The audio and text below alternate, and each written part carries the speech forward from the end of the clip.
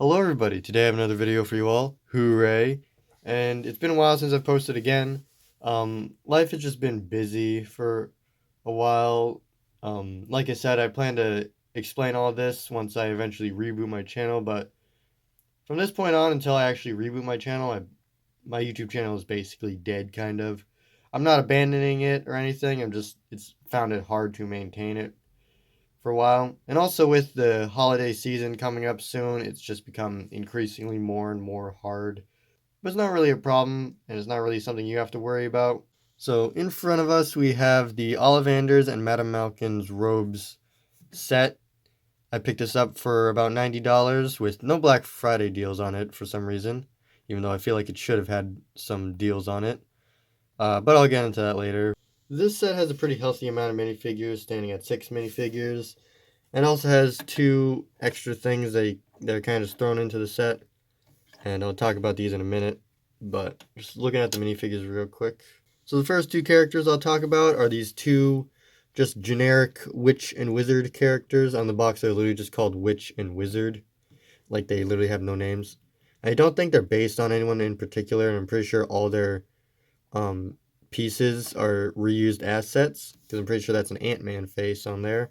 Nothing too much going on with these two characters, although I would like to talk about this character in the wheelchair. So this minifigure right here, he is in a wheelchair, and I understand the inclusion, it's trying to be inclusive and stuff, and I understand that. Although I feel like in the world of Harry Potter, it just really doesn't make sense, because I feel like it's explained that they have medicines and potions and spells that can fix disabilities and stuff. Like in the Chamber of Secrets, it's literally shown that Harry has to grow his bones back in one of his arms because he loses the bones in his arms. I'm not going to show any pictures because it's kind of gross, but you're just going to have to watch the movie if you don't know what I'm talking about. So I feel like the inclusion of a wheelchair just doesn't make sense in the world of Harry Potter, but I don't really know. There possibly could be a wheelchair-bound wizard in Harry Potter that I just don't know about. If so, please let me know about the character. I'd love to learn about it. Then these next two characters are two characters that did have names, but I don't really know much of. This is Madame Malkin right here. She's the witch who owns Madame Malkin's uh, robes. So she was clearly a character needed for the set. I don't know much about her. And then this one little girl here, I don't really remember her name. And the last two characters of this set are Harry and Ollivander. The two characters I actually care about in this set. And Harry right here, this is a reused Harry Potter character. This has appeared in multiple sets. I'm pretty sure I actually have this exact figure like multiple times. I might have like this like 2 or 3 times. I don't know. But in his hand, he's got a golden galleon. And Ollivander. I don't know if this character has appeared before. I know that Ollivander minifigures have existed, but I'm not sure if this one's exclusive or not. I think it might be, but I could be wrong. Yeah, he's got double face printing. This first face is just a normal, just happy expression, and then the other side seems to be a more concerned face for when Harry Potter accidentally blows up half his shop. All in all, these two characters are probably the most important characters, and I'm glad they're included, and kind of wish there was more detail. Like, I kind of wish they printed the robes on legs here, or made Harry a little more exclusive to this set or something. Now, the set does come with two side builds that they just are supposed to prop up next to the buildings, and just kind of helps to build up the set and kind of just more storytelling. So this first one is like this little cart that has some flowers in it, and it's supposed to go with the generic witch, and like the storytelling is that she's selling flowers. Then the second thing here is this sign that points to Gringotts Bank, Quality Quidditch Supplies, and Flourish and Blots. I don't know if these are just references or if they actually plan to make more buildings like this, because I know that they already have the giant 18 plus collector's edition Gringotts Bank, and I'm not sure if this is referencing that or if they actually plan to make a kid-sized Gringotts Bank. And then Quality Quidditch Supplies and Flourish and Blots. I'd assume that they probably plan to make more buildings like that. Stuff like that. This could either be references to future LEGO sets or just references to generic Harry Potter buildings in the wizarding world. Altogether, I feel like these are pretty decent minifigures with pretty decent prints, although I'm pretty sure most of them are reused.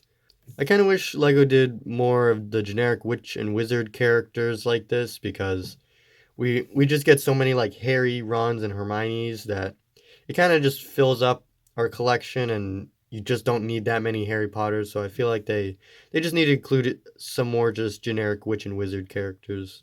Now onto the buildings, and it's Ollivanders and Madame Malkins, and they're two nice buildings. They're kind of small for the price of the set, but I'll get into that in a little bit. But I'll start with the one that I like the least out of the two.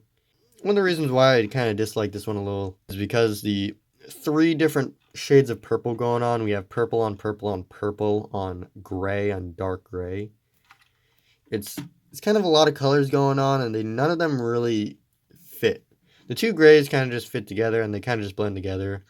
But the three different purples just makes it feel weird. If there's two purples, it would be fine. But since we have this extra like light, like kind of pale lavender color, kind of looks weird because we have normal purple, this kind of magenta color, and then lavender. It doesn't look the nicest, and also this brick texture looks kind of all over the place. Doesn't look the nicest, and it's kind of mirrored on both sides, so it's not really that unique looking. Yeah, it's got two doors, purple doors. I kind of like these two purple doors. And also looking up here, this kind of hood over the door, it's empty, but this side there is like a little pair of scissors. Now, I'm pretty sure the actual building, like this side right here, led to a different place, and this was actually the entrance to the building, which is why there's only scissors in one of them. And it kind of just feels weird, and kind of just like the asymmetricality of it just does not make sense. And on the sides, there are two stickers here. Again, stickers on large pieces. I'm not a big fan of, although they do give you plenty of wiggle room in order to stick it on there. This side I did a little better on centering it, almost perfectly centered. This side it's a little offset, but it's not that bad. One thing that the box does not tell you, but it's kind of a sad fact once you finish it, is that there's really no roof on it. It's just kind of bare and open in the back, like no roof. The overly simplified like dollhouse aesthetic of it, I'm not a big fan of, and I kind of prefer it when other certain sets, they have it where it's like kind of mostly enclosed besides the back walls being open. But this kind of wide open dollhouse aesthetic, I'm really not a big fan of. The first floor, we see a cash register, and then this mannequin with some clothing and a scarf. And we also see this little plant in the middle. That same plant appears in Ollivanders' wand shop. It's kind of nice. Then on the inside, you can see two stickers on the inside of those wall pieces, which if you remember, there were stickers on the outside. So that's 4 stickers you have to place here. Big ones, which I guess the bigger ones are kind of easier to fiddle around with because they're larger, but also easier to mess up because they're just so big and you get so many like little dust particles under it. The top floor right here, there's equally not as much going on. A little more, but nothing too fancy. And then we got another secondary mannequin with more robes. I feel like these two capes, we got green and red, clearly supposed to represent Slytherin and Gryffindor. Though I feel like I can't help but feel like they chose those two colors specifically to save money, because these are the exact same colors included on Thor and Loki on most newer sets, because these are the exact same cape pieces right there. And I feel like it's literally just a cheap, easy way to reuse pieces from other sets. And again, I'll get into the whole price problem later, but it just feels really cheap. Because I kind of wish they gave us yellow and blue for Hufflepuff and Ravenclaw. Some of these things can actually come out, so you can mess around with it. And these two mannequins were actually kind of designed as separate little pieces you put on the outside of the shop. But I decided to put them on the inside just so there was less stuff kicking around that I had to show off. Now moving on to the second building of the set, Ollivanders' wand shop. And I don't know if it's just Me, but I feel like these darker, grosser colors just look way nicer than these bright purplish colors. I don't know if that's just like me being a boy and just liking darker grayish colors and stuff or something like that. But I feel like these colors just clash a lot nicer. The dark on dark with the sand color on the black and gray. It just feels so nice and fits the world of Harry Potter a lot nicer. So on the outside, there's a lot more detail going on than the first building. As you can see, there are these two kind of great grain type, these things. I don't really know what these things are supposed to be down here. They kind of hold up the balconies. These could be like drains or something, but they look nice. And whatever they're supposed to be, they look accurate to whatever it's supposed to be that they are. Then we have these two kind of window columns that go up, very similar to the ones on Madame Malkin's, just done better. And I kind of like the different layers we got going on. It kind of gives that feel of the whole rickety looking building aesthetic that a lot of Harry Potter buildings have in the wizarding world. Probably the least favorite part of this building in this set was probably all the windows I had to place in. Not too bad, and I like the yellow coloring, gives it a nice kind of yellow wash and highlights the building a lot. On the top here we can see this little sign that has like a wand doing like a spell on it, for Ollivanders. And this piece in particular is a piece that was included on a lot of older Harry Potter sets, but they flipped it sideways like this and then attached it like this to kind of make it blend in a little better, and it looks really nice, and I'm glad that piece is still being used after all this time. Although this was a circular sticker I had to place on both sides. Not that great. I don't know why there's so many stickers in the set, literally no prints. Also on the top of the building right here, we can see that it's got this like kind of cool, like weirdly shaped chimney that like is all wonky looking. There's a lot more going on the inside, at least aesthetics. There's only one floor that just stretches all the way up, but there's a lot more going on. So first things first, probably the best part is that you could actually expand the inside. So not only can you expand it from the outside like this, so now you have like, I guess you could call those windows if you wanted, but also on the inside you just extended this whole playroom scale. Like now it went from this to this. Like if you think about it, these could just be walls that stretch on for eternity if you wanted to. So these can also be removed if you really wanted to. They're just connected by two clips. I'll just remove these just so I can get deeper in. Starting on the bottom floor right here, as you can see, there's this ladder that can slide side to side. It can also be taken out. It's not really connected in very well. We got a cash register, a lamp, and then that same flower that was included in Madame Malkin's. Two shelves that stretch the entire height of the building. And as you can see here, there's this one box right here that can pull out, and then inside is Harry's wand. It does a really nice job at looking like a bunch of different boxes, and I'm pretty sure the colors are supposed to vaguely reference the house colors with a little bit like red, yellow, green, and blue. But I don't know. That's kind of the pattern I saw. And then moving up higher, you can see there are these 4 extra ones on the top. And I plan to talk about these more in a second, but this set includes these new fancy wand pieces that are all like specialized. I'm pretty sure there's 5 different designs, one being this snake and then the other being like this kind of rounded off base. So here you can see all the different wand designs.